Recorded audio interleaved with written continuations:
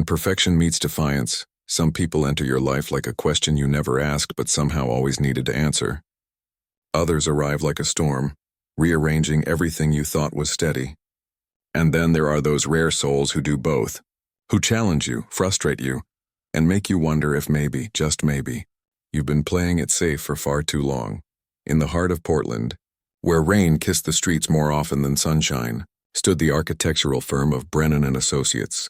It was a place where blueprints were treated like sacred texts and deadlines were worshipped with the fervor of true believers. Inside those glass walls worked two people who had mastered the art of professionalism, who knew every rule about workplace boundaries, and who were about to break every single one of them.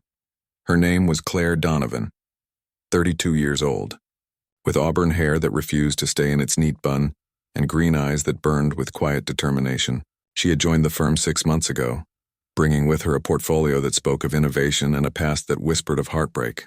After a divorce that had left her questioning everything, she had rebuilt herself one careful brick at a time. Now she designed spaces that helped others breathe, even as she sometimes forgot to breathe herself. His name was Owen Brennan, 38, the creative director whose reputation preceded him like thunder before lightning. Dark hair perpetually disheveled from running his hands through it, gray eyes that could dissect a design flaw in seconds, and a perfectionism that bordered on obsession. He had built this firm from nothing, pouring every ounce of himself into structures that would outlast him. Relationships, he had decided long ago, were temporary. Buildings were forever. The first time they clashed was over a window. The eastern wall needs more natural light, Claire had said during her second week, pointing at the renovation plans for a downtown library. Owen had barely looked up from his drafting table. The structural integrity would be compromised. Not if we redistribute the load-bearing columns. That would require redesigning the entire support system. Yes, she had replied simply. It would. He had looked at her then, really looked, and found something unexpected staring back. Not defiance exactly, but conviction, the kind that doesn't need to raise its voice because it knows its own worth. "Show me," he had said. She did, and she was right. From that moment, something shifted between them. Not friendship, not quite. More like a gravitational pull neither wanted to acknowledge. They communicated in drafts and revisions, in raised eyebrows across conference rooms, in the small victories of being understood without explanation. By the third month, the office had started to notice. The way Owen would pause when Claire entered a room, the way she would bite back a smile when he challenged her ideas, the way they both stayed late on Fridays, ostensibly working, but somehow always ending up at the same coffee maker, talking about everything except the electricity humming between them. "You know he never stayed late before you arrived," said Morgan, the office manager, a woman in her 50s with knowing eyes and a talent for reading people. She handed Claire a mug one evening as rain streaked the windows. "He's dedicated to his work," Claire replied carefully. "Honey, we're all dedicated. But dedication doesn't usually involve memorizing someone's coffee order." Claire had felt her cheeks warm. "He doesn't know my coffee order." The next morning, Owen had placed a cup on her desk without a word. Oat milk, 1 sugar, extra shot of espresso. Their eyes had met for half a second before he walked away, and Claire had felt something crack open in her chest, something she had sealed shut 2 years ago when her marriage ended. The teasing started small. A comment here, a joke there, always wrapped in the safety of professionalism. "Your handwriting is atrocious," she had said, squinting at his notes. "Your organizational system is chaos disguised as order," he had countered. "Chaos is just order waiting to be discovered. That sounds like something someone with a messy desk would say." She had thrown a wadded-up sticky note at him. He had caught it without looking. The office watched with barely concealed amusement as two of the most serious people in the building engaged in what could only be described as sophisticated verbal sparring. Every meeting became a performance. Every project review carried an undercurrent of something more, but beneath the banter lay something real.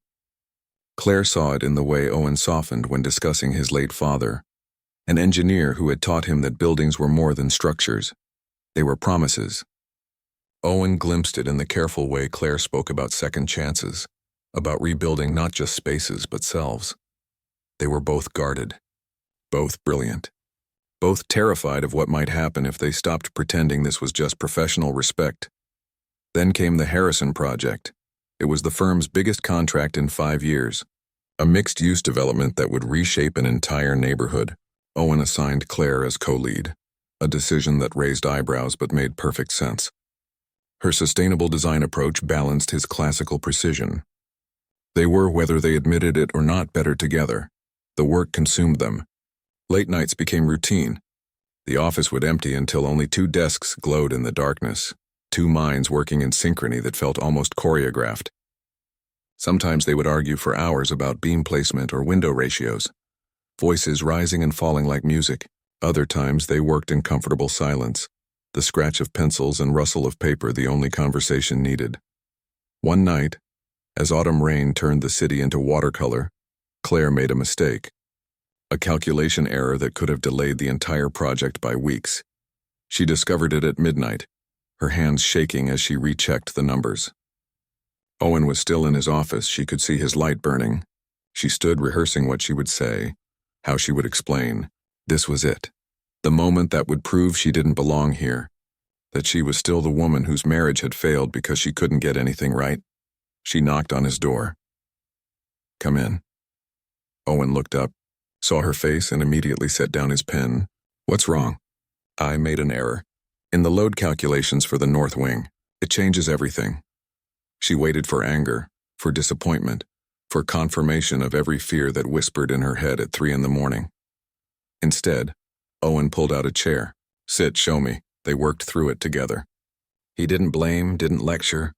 He simply solved, his mind moving through the problem with the same intensity he brought to everything. By 2 a.m, they had found a solution.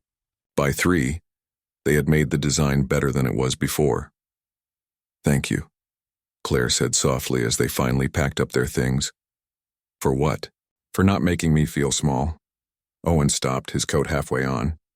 "Claire, everyone makes mistakes. It's how you handle them that matters. And you handled this like the architect you are." Something in his voice made her look up. In the dim light of the empty office, with rain painting shadows across his face, Owen Brennan looked less like the untouchable creative director, and more like a man who understood what it meant to be afraid of failing. "We make a good team," she said. "We do," he agreed. Neither moved.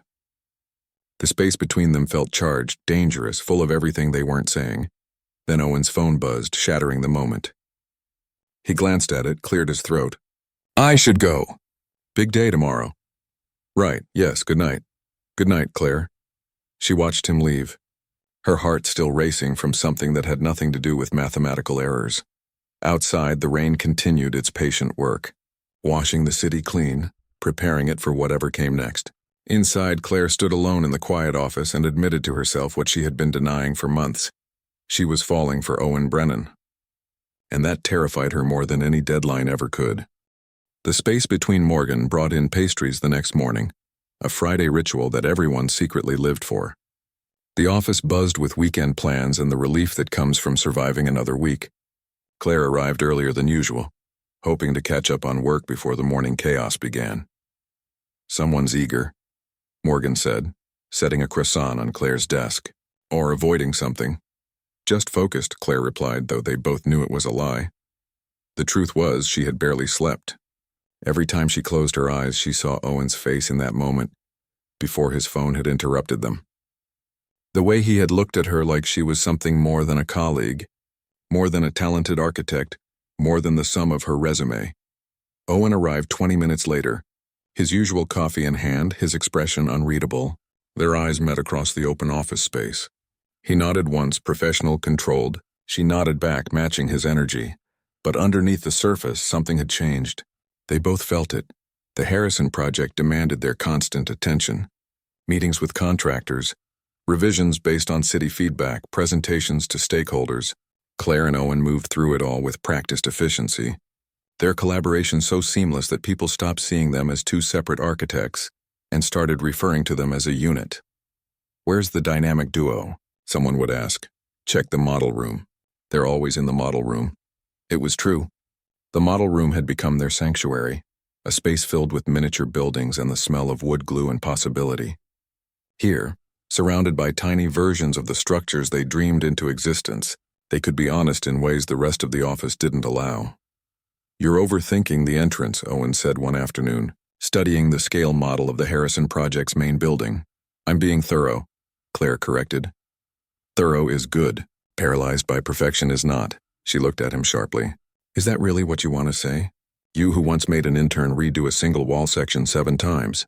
That was different. How? Because it wasn't perfect yet. And my entrance is? Owen set down the tiny facade piece he had been examining. Your entrance is brilliant. But you keep second-guessing yourself. Why? Claire's hand stilled. The question was simple, but the answer was complicated. Tangled up in a failed marriage and years of being told her ideas were too ambitious, too risky, too much. Because, she said quietly, the last time I trusted my instincts completely, I ended up divorced and starting over. The confession hung in the air between them. Owen had known she was divorced, but they had never discussed it, had maintained the professional courtesy of not prying into each other's pasts. Your instincts in design are exceptional, Owen said carefully. What happened in your marriage has nothing to do with your talent as an architect, doesn't it? They're both about building something that lasts, creating a foundation that won't crumble. Claire. He waited until she looked at him. Buildings crumble sometimes. Materials fail. Weather happens. Earthquakes strike. That doesn't mean the design was wrong. It means the world is unpredictable. Very philosophical for a Friday afternoon. I have my moments. She smiled despite herself. Rare, precious moments. Are you calling me emotionally constipated? I would never use such clinical terminology. What terminology would you use? Emotionally efficient. Owen laughed, the sound surprising them both. That might be the kindest insult I've ever received. The moment lightened, the tension easing into something warmer. They returned to the model, making small adjustments, their hands occasionally brushing as they reached for the same piece. Each touch was electric, brief, charged with everything they weren't saying. Monday brought a new challenge in the form of Trevor Walsh. He was a structural engineer from a consulting firm, brought in to review the Harrison Project's more ambitious elements. 45, confident to the point of arrogance, with a tendency to dismiss ideas he hadn't thought of first. This cantilever design is impractical, Trevor announced during the morning meeting, gesturing at Claire's plans. Too risky, too expensive. It's been calculated and verified, Claire replied evenly. The risk is minimal and the visual impact is worth the additional cost. In your opinion, in my professional assessment. Trevor leaned back in his chair, smiling in a way that made Claire's skin crawl. You're new here, right? Sometimes fresh perspectives lack the wisdom that comes with experience. The room went silent. Everyone knew Claire had been killing it for months, that her designs were innovative and sound. But Trevor was an outside consultant, someone they needed for the project to move forward. Before Claire could respond, Owen spoke. Miss Donovan's designs have been thoroughly vetted and approved by everyone in this room, including myself. Unless you have specific structural concerns beyond personal preference, I suggest we move forward. Trevor's smile tightened. Of course. Just offering another perspective. The meeting continued, but Claire's focus had shattered. She was used to defending her work, but something about Trevor's condescension, the implication that she was too new, too inexperienced, too much of a risk, struck deep. After the meeting, she escaped to the bathroom, splashing cold water on her face. She stared at her reflection, seeing the exhaustion, the doubt, the old wounds that never quite healed. A knock startled her. Claire, it's Morgan. She opened the door. Trevor's an ass, Morgan said without preamble. Everyone knows it. Don't let him get in your head. I'm fine. You're a terrible liar. Also, Owen looked ready to throw him out the window after that comment. Owen was just defending the project. Sure, the project. That's definitely what that was about. Claire met Morgan's knowing gaze. Don't what? Point out that the man looks at you like you hung the moon, that he stayed until 4 a.m. last week, helping you with calculations he could have done in his sleep, that everyone in this office has been waiting for you two to figure out what's been obvious for months? Nothing is obvious because nothing is happening. Right. And I'm the Queen of England. Despite everything, Claire laughed. You'd make an excellent queen, I know. Now fix your makeup and get back out there. We have a project to finish and an insufferable consultant to tolerate. But tolerating Trevor Walsh proved harder than expected. He appeared throughout the week, always with comments that undermined Claire's work, always phrased as helpful suggestions that felt more like paper cuts. Small, frequent, designed to make her question herself. Owen noticed. Of course he noticed. He had made a career out of noticing details others missed. On Thursday, he found Claire in the model room working alone long after everyone had left. "He's wrong, you know," Owen said from the doorway. Claire didn't look up. "About the cantilever?" "About everything. Your designs are exceptional, your instincts are sound, and you absolutely deserve to be here. You're my boss. You have to say that. I'm your colleague, and I don't have to say anything I don't mean." She finally met his eyes. "Do you know what the worst part is? It's not that he doubts me. It's that part of me agrees with him. Part of me still thinks I'm pretending, waiting for someone to figure out I don't belong." Owen crossed the room, stopping close enough that she could see the flecks of blue in his gray eyes. "You know what I see when I look at your work?" he said quietly. "I see someone who understands that architecture isn't just about structures. It's about creating space for people to become their best selves. You design with empathy, with intelligence, with courage. That's not pretending. That's mastery." Claire's breath caught. "Owen. And Trevor Walsh is intimidated by you. That's why he keeps undermining you. Because your talent makes his experience look ordinary." They stood in the soft light of the model room, surrounded by tiny buildings that represented their shared dreams. The air between them felt thick with possibility, with danger, with everything they had been carefully avoiding. "I should go," Claire whispered, but she didn't move. "You should," Owen agreed, but he didn't step back. His hand lifted, almost unconsciously, and tucked a loose strand of hair behind her ear. The gesture was tender, intimate, completely inappropriate for a boss and employee. "This is a bad idea," Claire said. "Terrible," Owen confirmed. Neither moved away. Then footsteps echoed in the hallway. They sprang apart like teenagers caught sneaking out. Morgan appeared in the doorway, stopping short. "Oh, sorry. I was just checking that everything was locked up." "We were finishing up," Owen said, his voice carefully neutral. "Good night, Morgan." "Good night, boss." "Night, Claire." After she left, Owen ran a hand through his hair. "That was close." "Too close," Claire agreed. They gathered their things in awkward silence, the spell broken but not forgotten. At the elevator, Owen finally spoke. "For what it's worth, I meant what I said. About your work. About you deserving to be here. Thank you," Claire said softly. "That means more than you know." The elevator doors opened. They stepped inside, standing on opposite sides of the small space, maintaining careful distance. But in the reflection of the polished doors, Claire could see Owen watching her.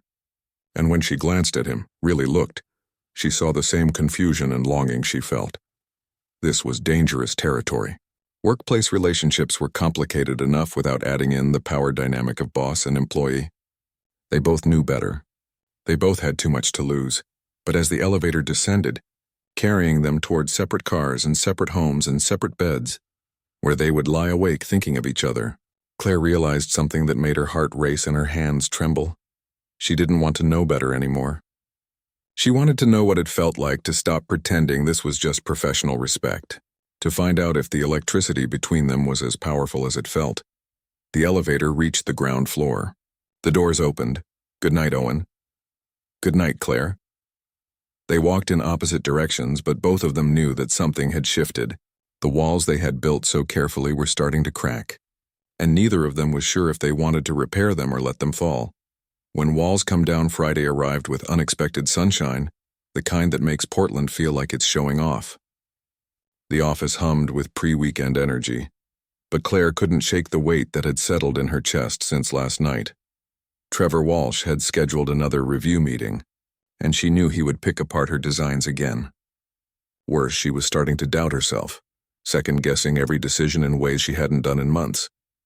"You look like you're preparing for battle," Morgan observed, setting down coffee. "That obvious? Only to people with functioning eyes. Want some advice?" "Always.